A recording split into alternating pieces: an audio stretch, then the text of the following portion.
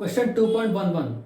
In exercises 2.9 and 2.10, we have carefully distinguished between average speed and magnitude of average velocity. No such distinction is necessary when we consider instantaneous speed and magnitude of velocity.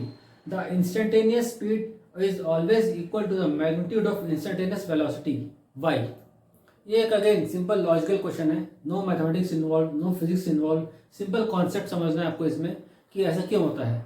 हमने जब हम theory पढ़ रहे थे हमने दो चीज़ें पढ़ी, वेलोसिटी और एक्सीलरेशन के बारे में. एक पढ़ा हमने वेलोसिटी के बारे में, दो चीज़ें पढ़ी, वेलोसिटी एंड स्पीड. दो तरह के होते हैं, एक होता है एवरेज स्पीड, ये होता है इंस्टेंटेनियस स्पीड.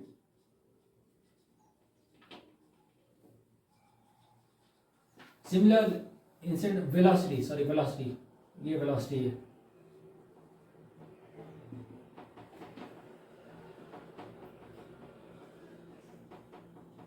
सिमिलरली स्पीड के बारे में भी हमने दो पढ़ा, एवरेज स्पीड,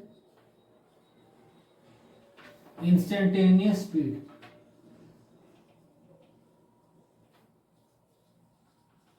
अब दोनों के बारे में डिफरेंस हमने अभी अब तक जो सॉल्व किए एवरेज स्पीड और एवरेज वेलोसिटी में, उसमें हमने ये देखा कि जब जब हम स्पीड की बात कर रहे हैं, जब हम वेलोसिटी की बात कर रहे हैं, हमें एक इंटरवल चाहिए. इंटरवल मतलब दो अलग अलग पॉइंट्स चाहिए. हमें दो अलग अलग पॉइंट्स चाहिए डिस्टेंस फाइंड करने के लिए. ये पॉइंट ए है, ये पॉइंट बी है. आपको इसके बीच में इंटरवल फाइंड करना है. एक्चुअली टाइम इंटरवल था. हमने जब क्वेश्चन सॉल्व किया आपने देखा होगा, average speed upon average velocity. Average velocity is nothing but two different time intervals, two different times. उन दोनों टाइम का गैप सब्ट्रैक्ट करोगे तो आपको टाइम इंटरवल मिलता है, दो अलग अलग पॉइंट्स को. वेयरएज इन इंस्टेंटेनियस स्पीड, इंस्टेंटेनियस वेलोसिटी, कोई दो टर्म्स नहीं होते, सिर्फ एक ही टर्म होता है. एट दैट पर्टिकुलर इंस्टेंट, उस पर्टिकुलर टाइम पर आपको डेल्टा टी वाला कोई टर्म ही नहीं रहेगा. डेल्टा टी वाला कोई टर्म ही नहीं रहता, इसमें जीरो नहीं रहेगा ही नहीं. No, only one point at particular T. T is equal to T1, T is equal to T2. At T is equal to T1 आपको स्पीड की वैल्यू फाइंड करनी है. At T is equal to T2 की कोई speed की value find करनी है. Suppose कोई बॉडी 10 किलोमीटर चली, एक इक्वेशन दिया रहेगा आपके पास, एक क्वाड्रेटिक इक्वेशन, एक क्यूबिक इक्वेशन या लीनियर इक्वेशन, एक इक्वेशन दिया रहेगा. उसके टर्म में आपको उसको फर्दर डिफरेंशिएट कर कर उसको एट दैट पर्टिकुलर टाइम आपको वैल्यू, स्पीड और वेलोसिटी की वैल्यू फाइंड करनी होती है. तो डिफरेंस एवरेज स्पीड, एवरेज और इंस्टेंटेनियस स्पीड में यही फर्क है.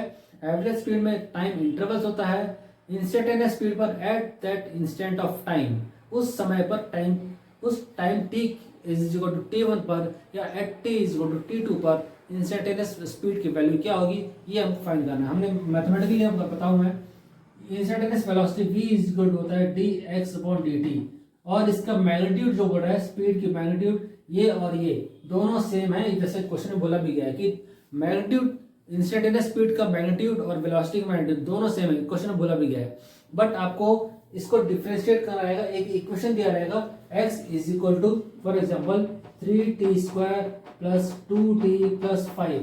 Find velocity at t is equal to 2 seconds.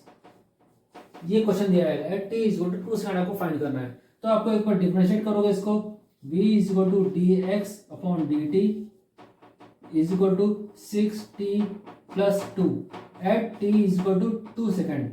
6 में t की वैल्यू 2 पुट करेंगे प्लस 2, ये हो गया 14 मीटर पर सेकेंड.